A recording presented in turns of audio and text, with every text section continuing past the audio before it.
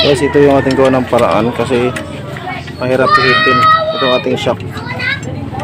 Mahirap pihitin kasi ito yung dulo niya.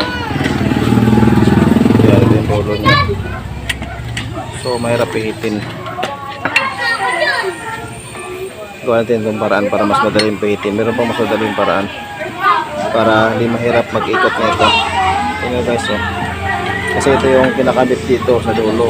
Yan. Kaya lang pagka ikot mo ganun, tumutukod sa kalsada. Mahaba siya. So gagawin natin itong paraan guys para mas madali siyang maikot yung magawa natin ng paraan na simpleng-simple lang pero effective. So tingnan nyo guys ang ating gagawin dito sa ating shock para madali itong mapihit. Ito ating kailangan guys. Isugan na natin itong ating anong tawag dito, yung pang open. Yan. Ito yung ating welding dito.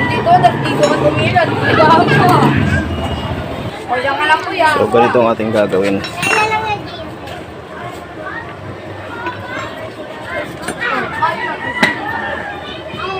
Yan, i-welding natin dito sa dulo. Tingnan nyo guys, ang ganda ng kalabasan nito ngayon.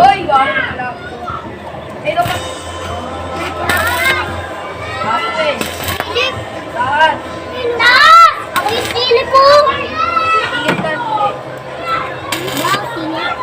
Ito ka naman dito kuya! Sumama sa sinilas mo kuya! Dito sa kabila. Dito sa kabilang dulo na ito. Ito ay DIY mga guys. Ako na! Hindi.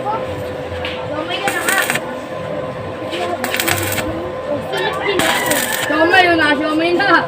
Hindi ko kawin, maduga kawin na. Nakasamuin! Hindi ka naman nilasa ko ulit.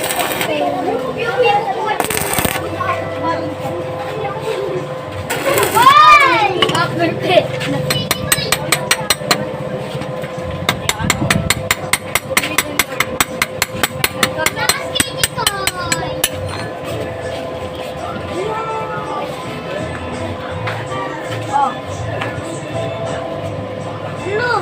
So okay na, na-welding na natin dito sa dulo. Ang gagawin ay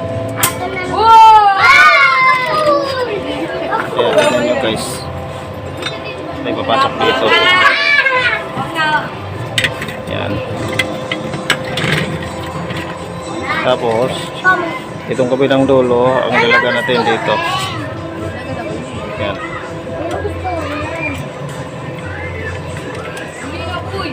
Mapit ko yun. So madali na natin maikot. So yun lang guys, ang ginawa ay pinagdugtong ang magkabilang dulo. Yan. Uy!